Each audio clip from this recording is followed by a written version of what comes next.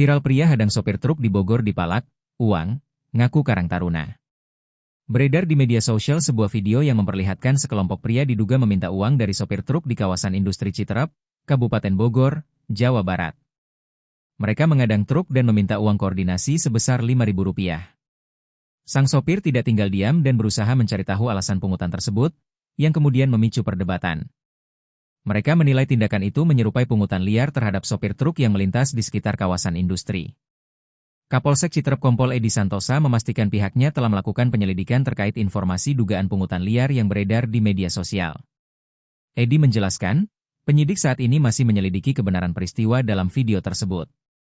Polisi tengah menelusuri identitas para pria dalam rekaman, termasuk berusaha menghubungi sopir truk yang diduga menjadi korban.